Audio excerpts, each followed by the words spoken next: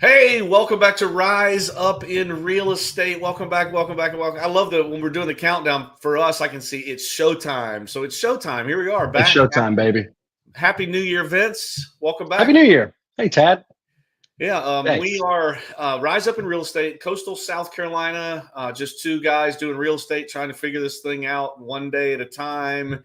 Yep. Involved pretty heavily for a long time real estate. Today is the beginning of season 6. I can't believe 6. I heard a statistic when I first started doing this podcast. Someone tried to talk me out of it and said only a very, very small percentage, like 4 or 5%, make it past 20 episodes.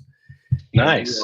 We are in season 6. Whether anybody's going to listen or not, we're here. Maybe we'll have our first follower during 6 seasons. Yeah, that's Just right. Kidding. We'll keep digging, see if we can find one. But yeah, season 6 today. I don't know if you noticed, Vince. You can see up in the corner. I guess our viewers can see that too. Like it's a cartoon. Yeah, it's nice. It's a cartoon goatee me. I like it. I'll probably get new pictures because neither one of us have a beard in the cartoon. But I don't know. I'm short. I've shortened the beard. I see that drastically. Why'd you do that? Honestly, I was tired of scratching at it. Well, I clearly haven't done that yet, but maybe I should. It is a little bit aggravating when I, when I in the mornings I'm like, got to shower. So my beard comes in like rough. Like you see these, like yours looks like kind of soft and like nice. Yeah, mine's just like bristles. Like it's not comfortable. Like a Brillo pad in the kitchen. Like it's not great, but I don't know. Well, yeah, I mean, look, you trimmed it down a little bit. One day we'll show up on here and we'll just be, no face on here. Maybe we'll go all bald. Who knows? So I hear. So we're interrogating each other today. Yeah. So got a long list. So let's just talk real quick about what we're going to do season 6. I mean, there were some pretty cool highlights in season 5. I enjoyed Shayla having a David Scott replay. We had Charlie and those guys on here. We did some great stuff with agents last season. And those of you that don't know, the way we run this is seasonal. So mainly because I have 6 children, whenever the kids are out of school, we take a break. So over the holiday, we didn't do anything. And over like now coming up to summertime, we'll go from now until Memorial Day. And after Memorial Day until basically Labor Day, we will do a bunch of stuff behind the scenes. We won't have any live episodes. So we won't shoot any new content necessarily. So season 5 was mainly just jumping around, interviewing people, getting comfortable with the live stream, right? I mean, we learned a lot. I actually definitely way prefer the greenish background. Do you? The green background's nice. It feels, I don't know what the orange was. I don't know. Yeah, orange was a lot. This teal and blue thing, I match. Like we're doing it. You do, yeah. And my little sign back here matches a little bit. Yeah, this is good. New scheme, guys. Shout out Chris. Chris is our behind the scenes person.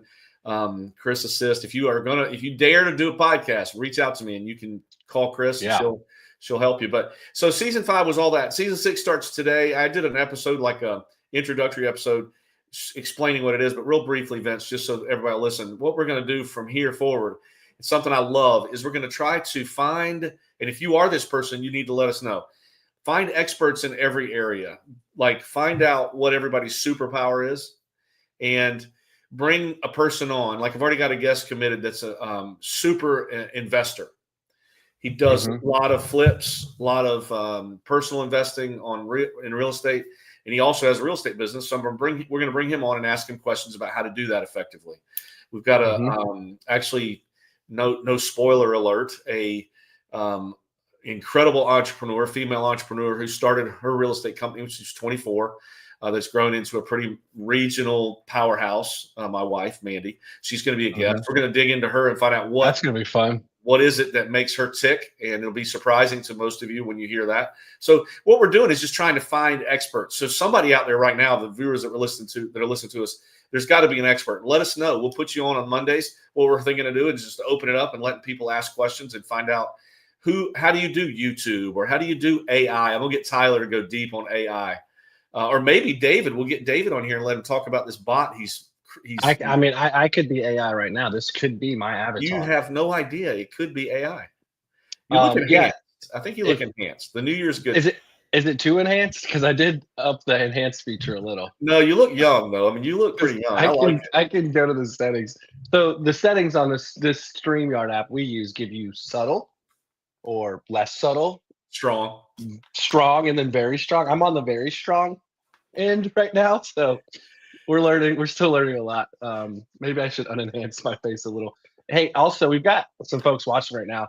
If you have like that person that you always wish you knew some things about or wanted to interview, when Tad and I reach out, typically we get like a heck yeah, like yeah, sure, I'll join the show. I'd love to just chat for a few minutes. So you don't have foundation build or the channel build or the streaming options. We've got all that for you. So if you want to hop on with someone you think is interesting, just reach out to us and we'll get you and that person on the show and we can just have good conversation as well. So yeah.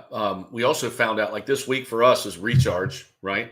We have a big meeting on Wednesday, but I just found out a couple of days ago that we've got Ed Piotrowski is going to be joining us in April for recharge. So Ed's going to teach us about how to be a local celebrity, and I think that'd be great for our agents to hear. Yeah, he's the man. All right, I'm a little less enhanced now. Oh, there you are. Okay. Now you look like you have children at least. Before you look like a bachelor, like you were living just single life. Did your wife tell you I ran into her this weekend? Yeah. Sky Zone, I hear. Yeah. You're home away from home, I think. Big air. I'm one. I don't know if anybody else bought a membership, but I did. So yeah. I think you guys don't know. Tad actually likes to put on the grippy socks and jump around the indoor trampoline parks. He says he's taking his kids, but we know that. Yeah, and I have an ambulance in the parking lot. You're out there doing that. Yeah. So whoever's on here, chime in so we can see who's here. I bet we have our regulars on here, but yeah, help us build this curriculum for the semester. I like to call it going forward. Today, though, back to your question 45 minutes ago, Vince. Today, I thought it would be neat. Vince and I are together almost all the time. We're in circles together all the time and doing real estate similarly. Our paths cross almost every day. We're talking. But I thought it'd be neat for us to dig a little bit into each other. There's Remax around Atlanta. Hey, Lisa, nice to see you. Tell those ladies, give Megan and Kristen a hug for me. Miss those ladies very much.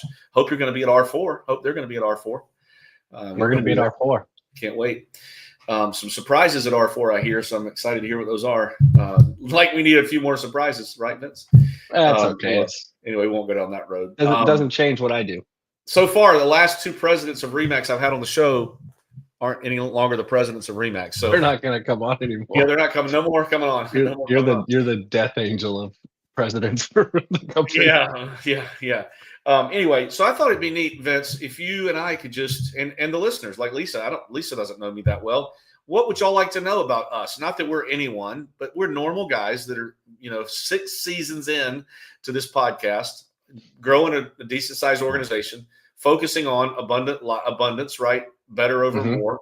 But I wanted Vince just to fire away some questions at me, like maybe something he doesn't know about me. That might be something I don't know about him. And let's just have a conversation, Vince. You asked me this morning, personal or professional, and I'm open. I'm an open book, as you probably know, and whatever it might help you to ask or whatever you think it might be good for people to hear me talk about, I'm game. So that's where we're headed today. And then next week, we're going to try to get better about announcing who the guest is rather than a little bit ahead of time, 8 minutes beforehand. Try to get a little ahead of it. Although next week's a school holiday, so it's going to be challenging probably for both of us to hop on, but we'll do it anyway. That's okay. So what do you think, Vince? Why don't you give me a recap? You just spent a little bit of time. With our coach, right? Yes, you just took your talents to South Beach. Well, not quite. You went to Missouri. I went to Kansas City and sat down with a group of people trying to learn from David Scott. Can you? Is it possible to give me a summary of what that was about and what you learned? Yeah, so it's possible. I don't know how great I'll do at it.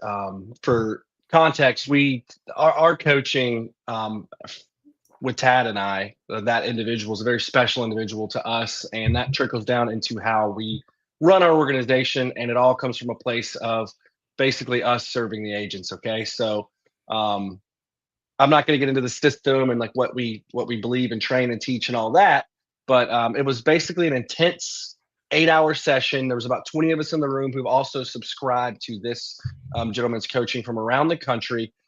We are one of 5 offices that do that, as you know. And we take it pretty serious, right? So basically, we fly ourselves to one place to sit there so that we can be better to come home and make our agents and our brokerage even better.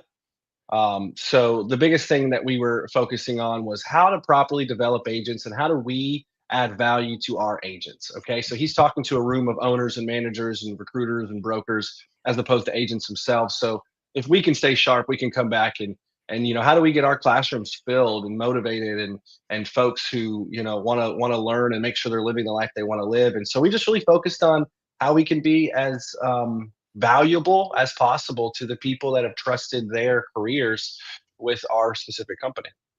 Yeah, that's cool. It was pretty good. Pretty intense. Did you guys do any were there whiteboards involved?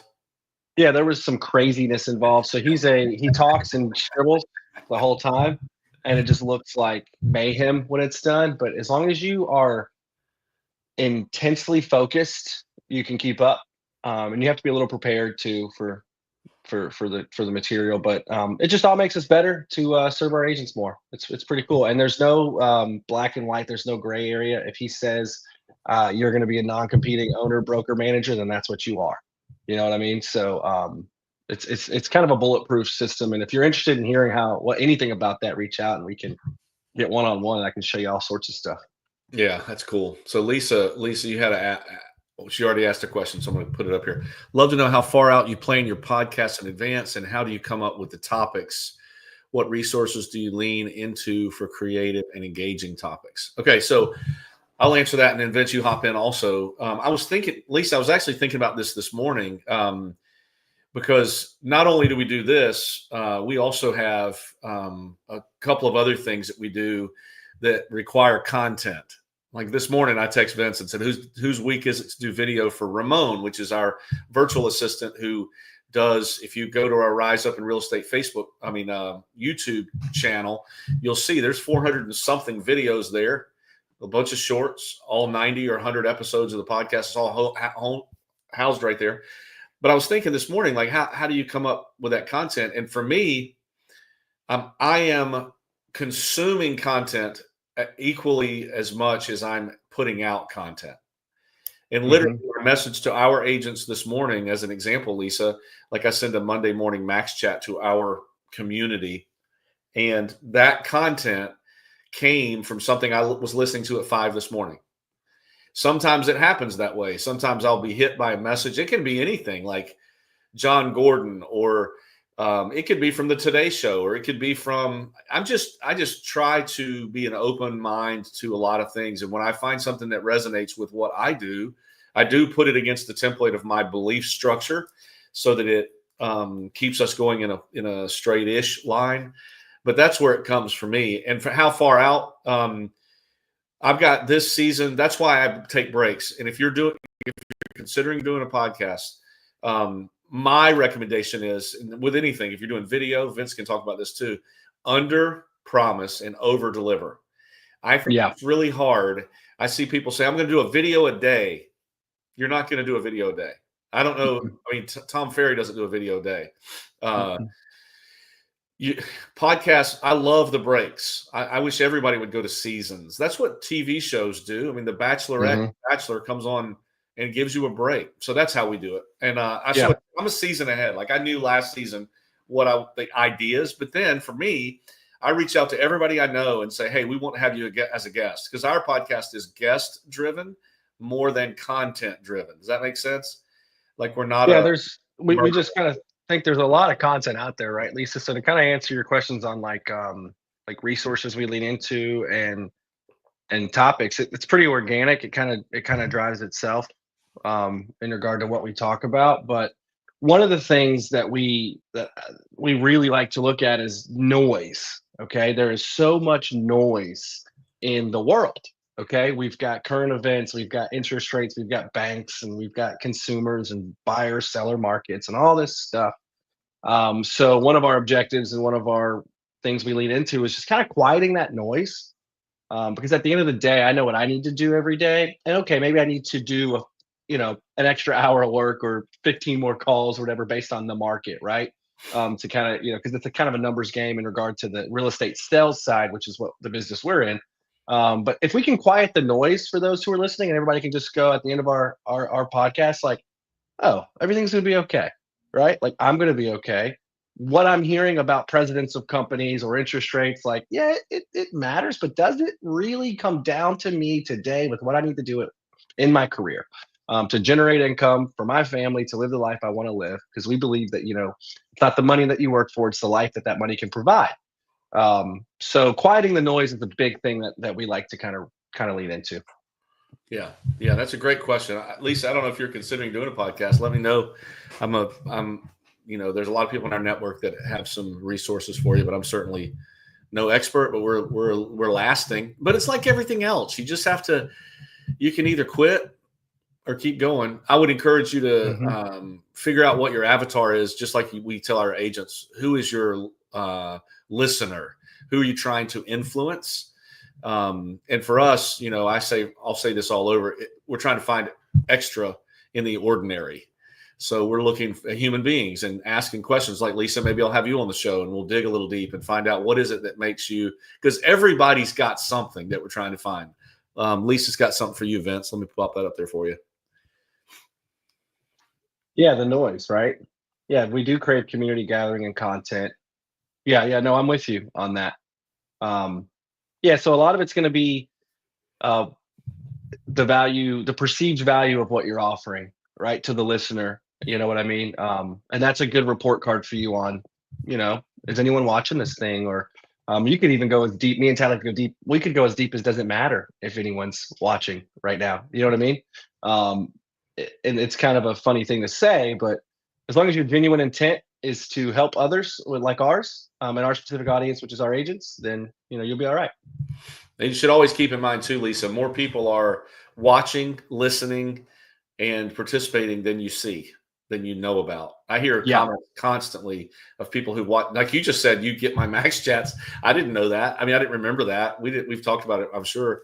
But I'm with you. I feel you. This is exactly what Vince went and talked about with our coach this past week is nominal engagement. Like you have to figure out why. That keeps me up at night. Like when we have this big meeting, we've got a big quarterly meeting on Wednesday.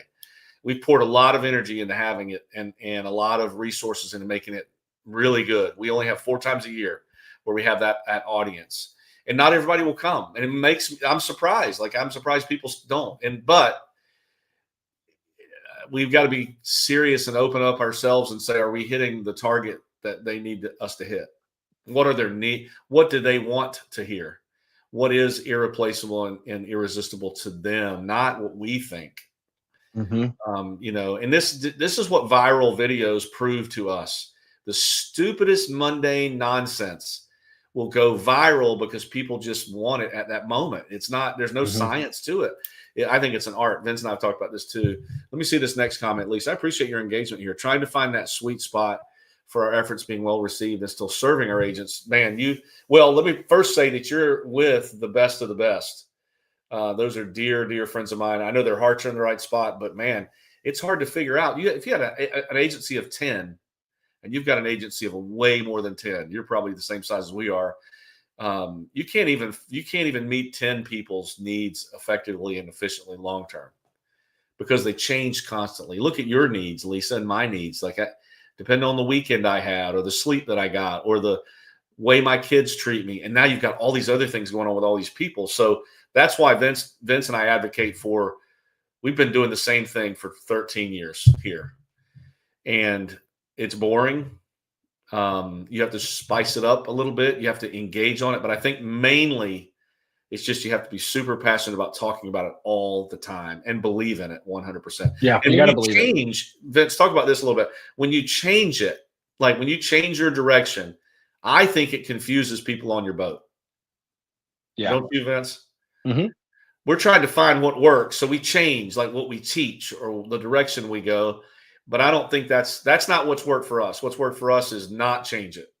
Yeah, it's the same thing like that we see in agents' businesses, right? Yeah. So we know those agents who are changing constantly, not even changing brokerages, just changing approaches and there's not ever enough time to sit down and do something consistently long enough to even see the actual return and have the data on did that even work or not, right? So yeah, we try to just stay consistent with our message, which is, you know, in regard to sales, is what do you need to do to live the life you want to live, right? And we have agents on and guests on, Lisa, and we talk about all kinds of stuff.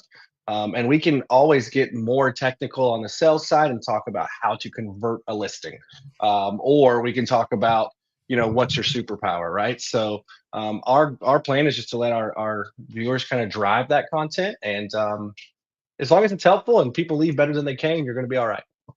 Yeah, yeah. Great questions. Vince, I want to ask you this question. This is not related to real estate necessarily, but I haven't ever asked you this. When did you decide to go into the military? Like, do you remember the day you said, hey, this is what I'm going to do? And why did you decide that? Oh, man. I never thought I would go into the military my entire life.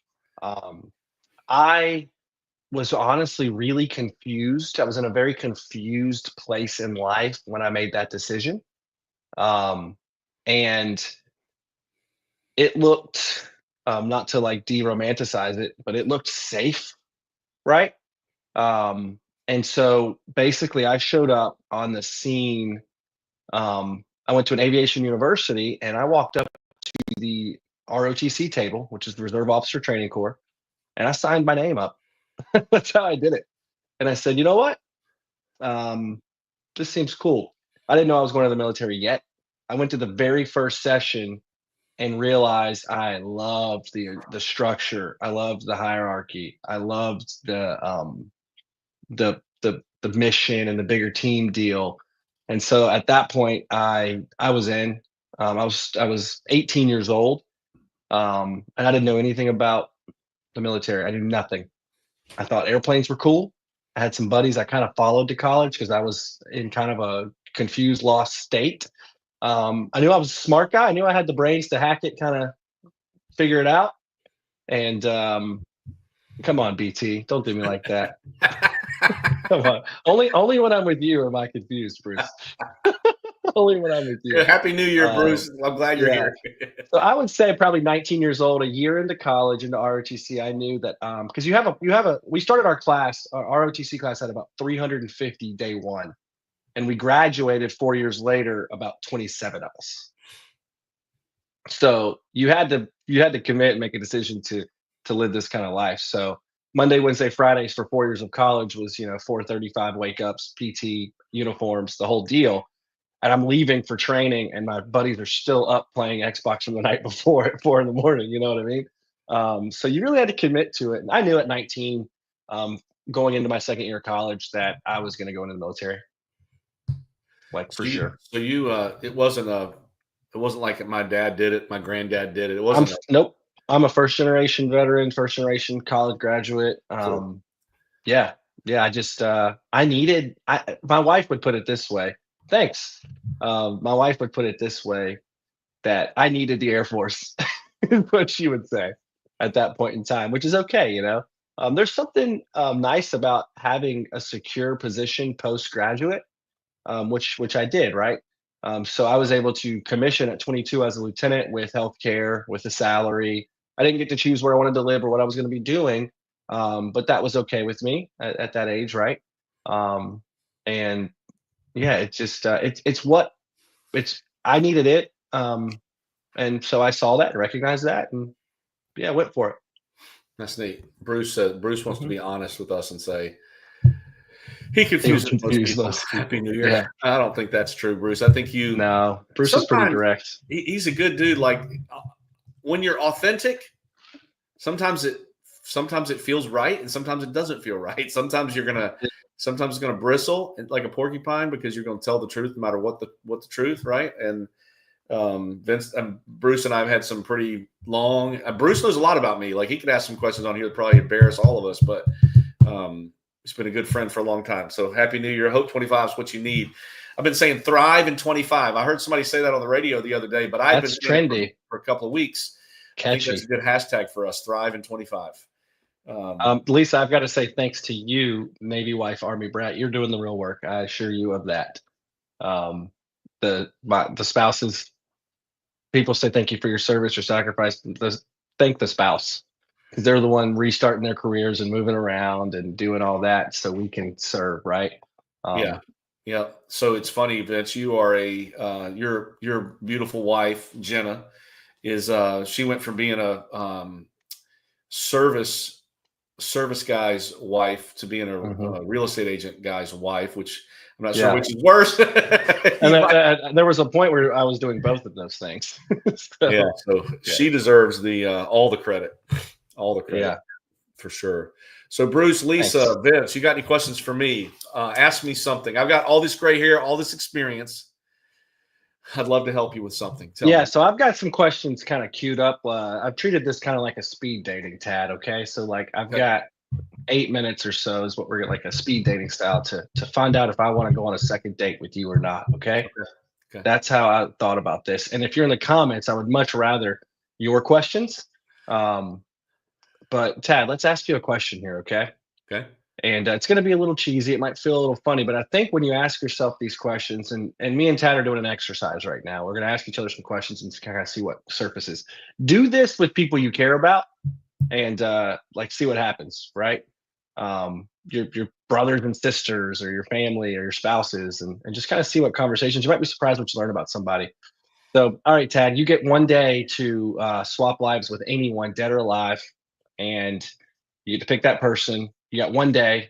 What are you going to do at that time, and who are you going to be? This will tell you everything about me, because I'll be completely honest. The two people that came into my mind in this order: Jesus, Jimmy Fallon, and then Jesus. And then Jesus. They're on different wavelengths. I mean, 100%. I mean, I talk about all the time. My not all the time, but my man crush is Jimmy Fallon. If I could switch, at least in appearance, if I could switch lives for a moment, because I love comedy. He's so stinking talented. I don't agree with everything he says or does, but I don't want anybody to get mixed. But that'd be fun. I don't know. There's a Jimmy Fallon experience at Universal Studios in Orlando, Florida. There's a Jimmy Fallon ride. So check that out. There you go. I don't like rides, but maybe I'll do it. And then how stupid would I be if I switched lives with Jesus? I mean, would that be a good choice? Probably not such a good choice. Yeah, we're going Jimmy Fallon. 33 years would be okay. So those are the two things, the two people I thought of. I mean, I could get very philosophical and think longer about people that, what would you do if you were Jimmy? Who are you having on the show? You're hosting. You've got 20 million viewers, one night only. Who are you bringing on, and what are you talking about? I mean,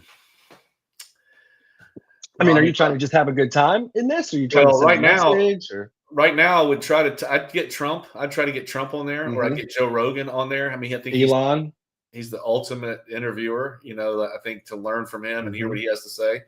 But what I appreciate about him, and I would try to do this too, and we do this a little bit here, is like where are the up and comers? Like Nate Bargatze, that's where he got his start, was on that show. Jimmy said, "Hey, let's give this guy a chance," and I love that about him. He always has up and comers. So very cool. That's what I would say.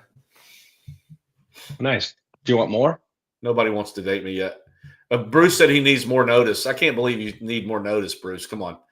I know you know there's something you've always wanted to know about me, but that's okay. You don't have to ask it. I think we lost. Lisa left. We started talking about ourselves and she left. We should talk about the podcast again. That's okay. I have another good question that might be able to more relatable. Yeah, let's do it. What's a daily mantra that you carry with you? Something you tell yourself every single day. Yeah. So for me, one of my favorite is with decision making, and because we have a lot of kids and we do a lot with business and all that, my wife is a slower decision maker than I am. She's wiser than I am, but something that I would say to myself is, don't worry so much about making the right choice. Make the choice right. So that's pen and paper on that one. I think you don't go willy-nilly making choices. I'm not saying that, but once you've done your research, make the choice and then make it right. This is going to be cool. So this is a great opportunity. So Tad and I believe that, like, challenging each other and folks who are talented, as we say, a talent pool is productive and it's coachable and it's learnable. Lisa, you're still here with us. Good. So say that one more time. Don't worry so much. Don't stress out about making the right choice so much. Okay. Make the choice right, and then make it Make right. the choice right. So the reason I say the challenging stuff is because my daily mantra and it's changed my life, is do the next right thing. Okay. So now I'm potentially questioning myself on, am I focusing too much on what is the right thing to do? And I think you have two levels here. I think you Yeah. have you're talking about the next right thing in my business and my investments and my whatever. And as opposed to yours, we're saying the same thing, because the Yeah. next right choice is always going to be the next right thing, morally, ethically aligned with your values. 100%. So I think I think we're saying the same where I'm things. coming from is I'm assuming that you're making moral, ethical, that Sure. we're all operating the At same way. baseline. And Yeah. I'm assuming you're doing your research, you're doing your homework, and not just waking up in the morning and going, "Wee, let's just do this." But so that's for me. Lisa says I wear quite a few hats, and I have a giant head.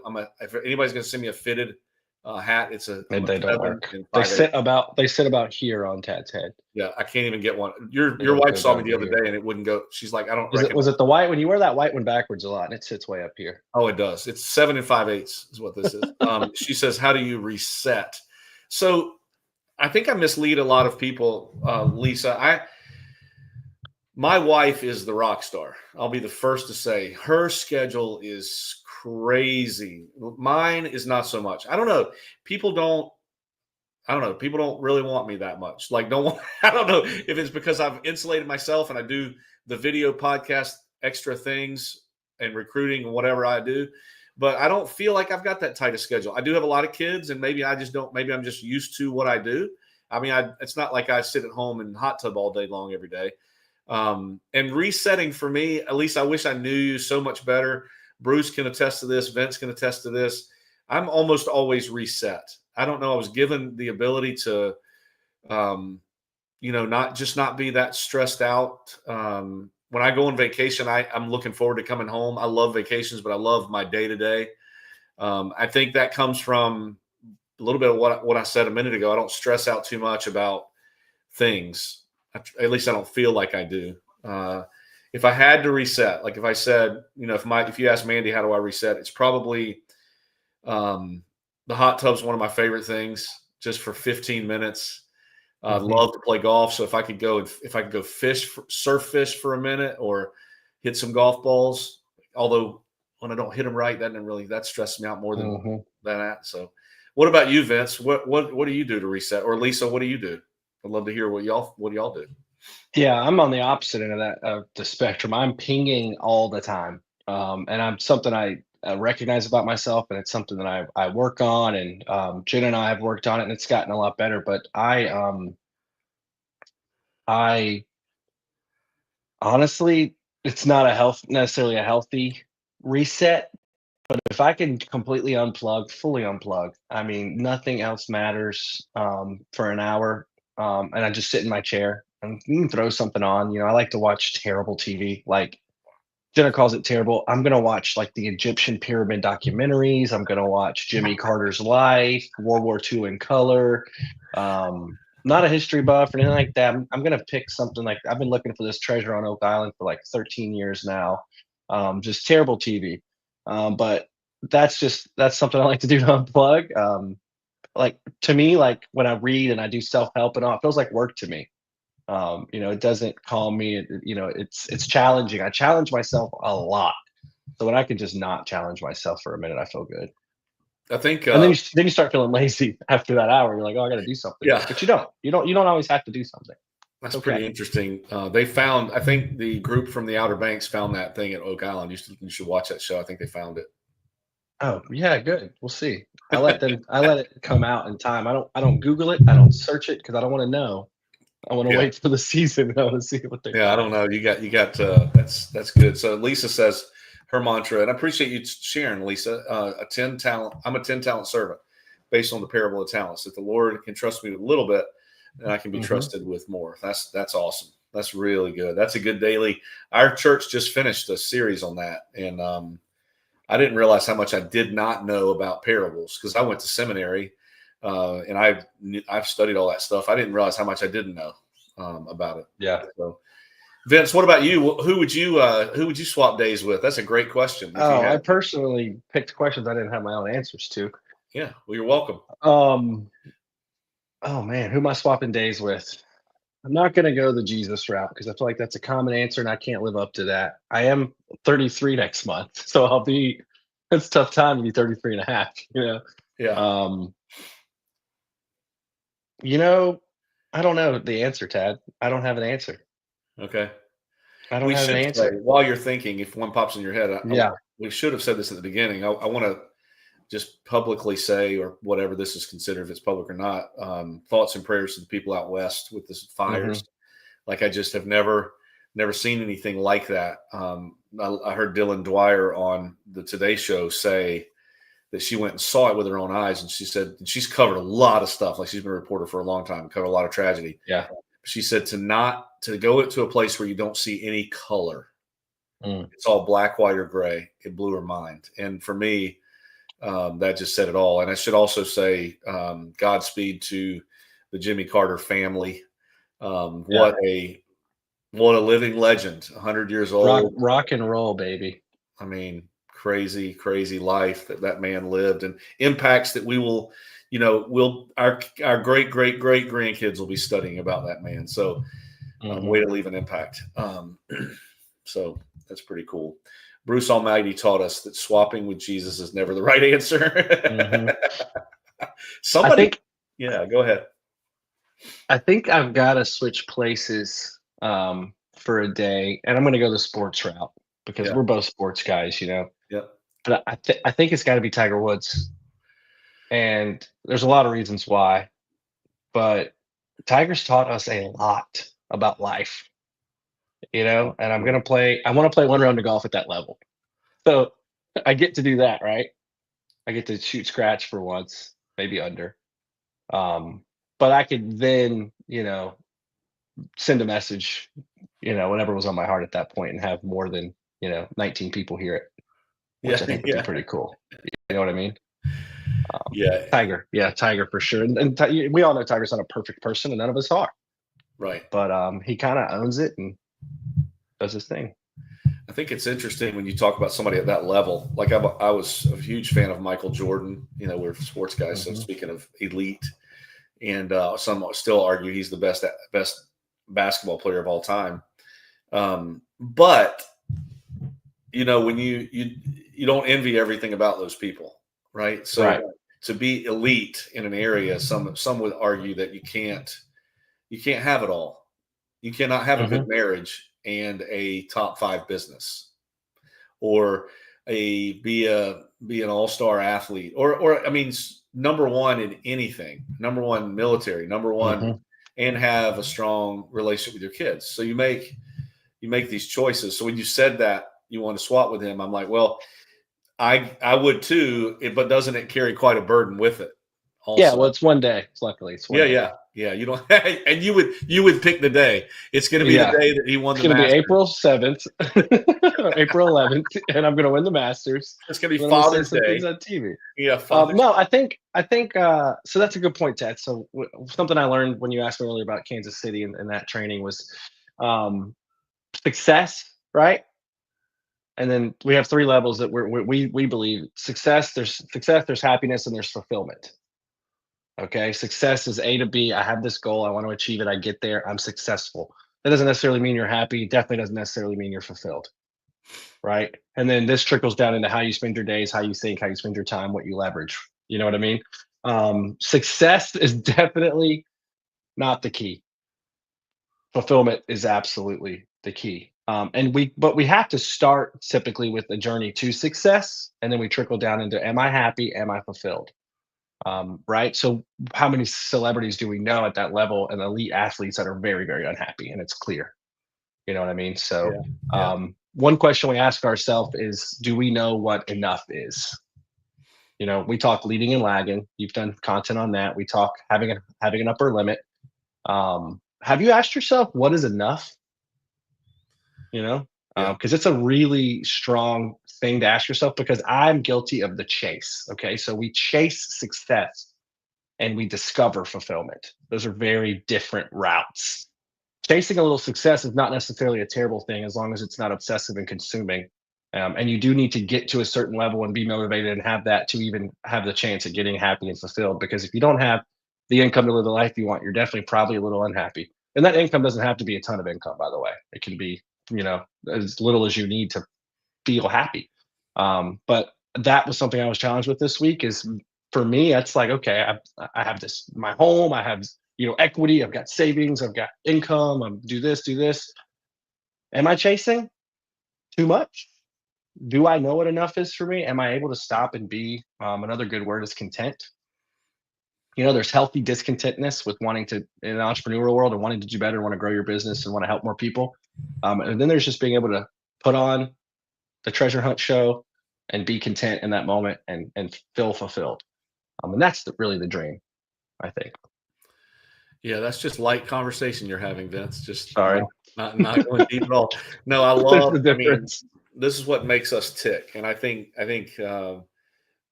good for you for bringing it up. Good for you for having the courage to go sit for a whole day and try to discover it, because it is, at the end of the day, which we're all getting there one day. Fulfillment is what we're gonna be able to rest with. Mm-hmm. You know, Absolutely. and I think pursuit is fun. Like, I think it's, if you like to keep score and you like to win and you like all that, it's exciting. But I can do the same thing. I can leave people in the wake in a second. Like, forget Mm-hmm. that I have a 5-year-old that I haven't looked him in the eye yet today, Mm-hmm. because I've been so good about growing my influence. So Yeah. that's why I advocate for having more kids when you're in your 50s, like me, because it keeps you It keeps you grounded. there. Here's I had a sorry. This is a good one for Bruce. No, this is good. We'll get back to that. If you go Yeah, back to any this is period good. of time in American history, what period would that be? I'm not fighting in any wars, I'll tell you that, because that was violent. I'll tell you, I'm going Chevy Chevelle, $5, 5-cent cheeseburgers, grease, black leather jackets, that whole vibe. That's what I want. I could see you fitting there, Was that, Bruce. was that like, That's a great picture of you, Bruce. By the way, I can see it I don't know what that is, like where that came from, but that looks good. I mean, not that you're not a good-looking guy. I'm so bad at, like, was it like 50s I'm talking about? Is it like the 50s, I guess? Yeah, Is where I'm I think doing so. the swing and the Yeah. jive and all that. Yeah. You know what? I just Yeah. got a record player, like a vinyl record. I've got one. Yeah, that's fun. And I played one this morning. I put Frank Sinatra on there and was listening to it. It was amazing. Like, just something about the imperfect sound. And Bruce is a musician. Like, he's quite a guitar player. But for me, like, the first thing I thought of, Bruce, and I think that's where, like, the answer is in what you think of it. I am a passionate, visionary, inspirational kind of person. So the first thing I thought of was, I would have loved to have been around during the Declaration of Independence, when there was that small group of Americans, those small group of men and women that were trying to set the course for this thing, and trying to figure out what were the rules and what mattered the most. Now, could I have gotten shot in the afternoon? Absolutely. But to me, that's what I thought of. And I watched a movie or something yesterday. What was it? Mrs. Doubtfire was on the TV. My kids were watching it. That's a tearjerker. Robin Williams, the best of all time. Yeah. There's a lot to talk about there. I'd love to talk about that one day. But you could, maybe that's a guy. My other question was, like, who do you want? If you could have dinner with anyone, dead or alive, Robin Williams might be your guy. That would have been one for sure. But they had those phones, those giant phones with the antenna sticking up out of them. She's in her car and she goes and grabs it and flips it out. And I wouldn't mind going to a time where we didn't have so much access. However long ago that would have been. That might have been the 50s, I think that's why the era attracts me so much. Yeah. If you've watched the movie Pleasantville, it goes down a whole different road. But I've always loved the idea of not having, like, much to worry about. But you went deep. You went create the Constitution or Declaration of Independence. I'm over here trying to get a 5-cent cheeseburger and milkshake. So this is why we work. This is why we're together, man. This is why we're together. You're the reason I get my 5-stick cheeseburger. It doesn't always because I'm the first one to eat a cheeseburger. Like it's gonna be lunchtime before I eat one. I just like a deal. I just want a deal. So I've always been infatuated with the prices back then, but obviously it's all proportionate to the value of money at the time. So it didn't feel like 5 cents, but yeah. That's what I love about they have car shows all over town, and in Merle's Inlet they host them a lot. Cecil's always out there with his his music and all the classic cars. He's playing all that, and it takes you back. Like it makes you think of what we feel like were simpler times. I don't know that they necessarily were, because they were struggling too in their own way. But I'm with you. And I'm sure Lisa's still on here, and your friends Megan, and they will know this about me, Megan and Kristen. To be somebody like me, like a visionary or an inspirer, it's tiring for everybody around me. Like Mandy and Rennie are forever saying, "Oh yeah, that's a great idea, but who's going to do it?" And I recognize that there's a huge group of people that do the work. I do work. I'm not saying I don't work, but I'm always in gathering mode, and then somebody else is putting the pieces together. And I'm totally so when I think about going back in time, like I would have been the guy that would have said, "Let's go do this." Like maybe Martin Luther King when he made his giant speech. That was Winston Churchill. That motivates me so much. But don't forget all the people who had to do the stuff to make it happen. He had a dream, but who made the dream happen? For example. The Winston Churchill story is a great one too. Bruce, great question, man. I love it. What about you, man? I want to hear when you where would you have gone just before cell phones? Oh, here we go. Best cheeseburger in Myrtle Beach. Easy. That's easy. Give it to me. It's more on the north end, but it's Hamburger Joe's all day. Always will be. If you're ever in the area, always will be. It's kind of a smash burgers type. It's just good, cash only. Yep, I went with my buddy Harrison there the other day. Well, probably a month ago now, and anywhere you can go and get a bologna sandwich as a side item is a place I want to be. Bruce is going mid 1800s. Oh, Bruce is so smart. What was happening then? God, I'm so bad at this. Why did you say that, Bruce? Tell me what happens there that you want. I mean, I bet I know, but give me some context. I ate a place. I was in Charleston the other day and ate a place. What was that place called? Mike's Burgers or something like that. Man, it was close. Yeah, it was close to Hamburger Joe's. It was close. Bruce wants peacetime like me, or the perception of. I'm like Vince. He ain't fighting any wars. He wants romance. He wants art. He wants a renaissance. Because I know some buddies who'd be like, "I want to be a World War II pilot if I could go back." I'm like, absolutely not. The come home rate on that was a little low for me. It's not very high. It's not very high. Yeah, I'll play the video game. Yeah. That's a great question to ask, though. I mean, to think about what where. So, what do you, Vince? Let me ask you this: you've got children, and Bruce has children. I don't know if Lisa does or not, but Bruce got grown children. I've got both, grown and not grown. I went to high school with Bruce's children. Yeah. Well, congratulations, Bruce. You look better. You look as young as Vince. You don't have a welcome filter. Welcome to the Bruce Show, everyone. Vince got a filter for Bruce. Anyway, what would you like for your kids to be when they grow up? Vince? Oh, stop. Tripp was asked this yesterday by the lady in Lowe's, and he said he wanted to sell real estate. So I thought that was pretty interesting. I'd like my kids to be whatever they want to be, man. I know that's a kind of an easy way to answer the question. But I don't care, Tad. Like, I want them happy. I don't care. I want them to be morally sound. Maybe I'm trying to hit minimums here, ethical. But if they can come home as an employee, as an entrepreneur, and they can say, I'm content with my life and I feel fulfilled, or, I have some goals and that's great, and I'm going to get after them. I don't care if they're a chef or a lawyer. I really don't. I just want them to feel like they're supposed to feel. Yeah. If that's fair. Is that reasonable, Bruce, for him to think that? Comment on that. Look, Bruce says it was just a very interesting time in history, and he'd like to see what it was like with so much going on. You know what? I hated history in high school. Like I avoided it like the plague, which is a great part of history.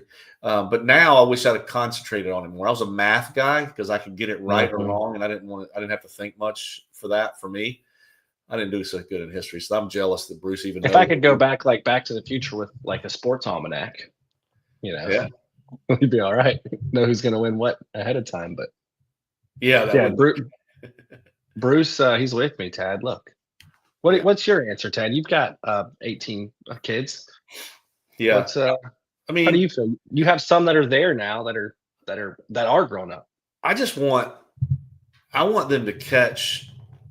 I really want them to catch something that that keeps them going. Like I want them to feel some sort of drive to help, to build, to grow, to influence, impact. I just want them to find what makes their heart move. If that makes any sense. Like what you're saying. I don't care.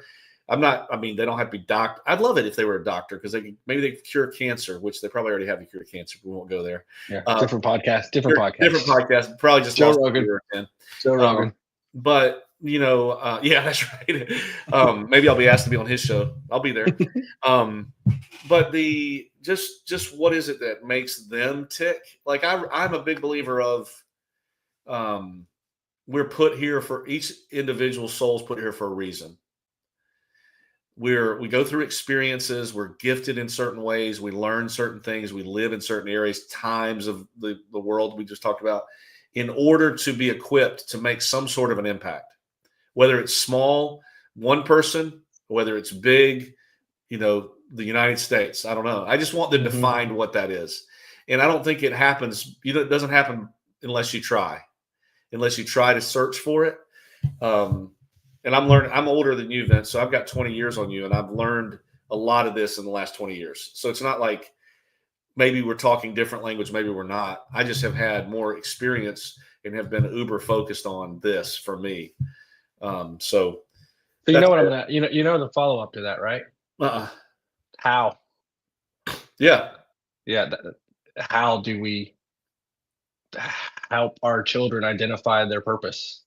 Yeah. Lisa says we were made on purpose for a purpose, which I love that. Part of it's talking about it. Like, I don't think people think this way normally. I just think it's talking about it and giving them experiences where, like, my younger kids are spoiled a little bit. Like they don't know what real life is like. They're privileged. And I'm not bragging about our life. I'm just living in America. Like, they haven't seen third world. They haven't seen anything that really moves their soul yet. And when it does, I think travel helps. You're right. I think travel helps exposure. So go ahead. And when it does, I learned that from you, the hot tub time, like Tuesday hot tub time with your kids. Throw them in the hot. Vince taught me this. Throw them in the hot tub. Let them invite friends over. Pop popcorn, popsicles, whatever, and just talk about whatever they want to talk about, and just be a fly on the wall. That's where it happens, because then they're going to ask you your thoughts, and you can give a little bit. They don't want it until they want it, so you just have to be ready. Go ahead. No, go ahead. My 4-year-old will say, "Let's get in the hot tub and ask each other questions." Yeah, that's what we do in the hot tub. And somebody else taught us that. I don't even remember who, but they know that we can talk about anything we want when we're hanging out at the hot tub. And I just hope at 13, 14, 15, they're 7 and 4 now. That goes, "Hey, Dad, I'm struggling with this," And they're at that point they've got 5, 6 years of comfortable conversation in the hot tub, and they know it's a safe zone. And maybe I'll learn something I can help them out with, or help them avoid some pain. Or not, or help them through some stuff. But I find myself worrying about my children and their choices and how they're going to be and what they're going to do. And I have this idea that if we have enough of those deep baseline conversations, and David Scott, our coach, taught me this. He said, ask your 5-year-old what the meaning of life is. See what they say. You'd be amazed. So that's kind of focusing on talking about it, I think, is a big part of the how, And we've heard, Mandy and I have heard a lot of times, I would never have kids right now in this world. Or, I can't believe you have so many. Aren't you worried about their future or whatever? I can't believe you have kids now. And I'll never forget Mandy's response one time when I heard it. It's my response every time now. She said, our goal, our hope is that they will change that world that you're worried about. Like there's got to be somebody to do that, right? If there's hope, there has to be another generation that will make a difference in that generation. And why do I have 6 kids? I mean, that's part of it.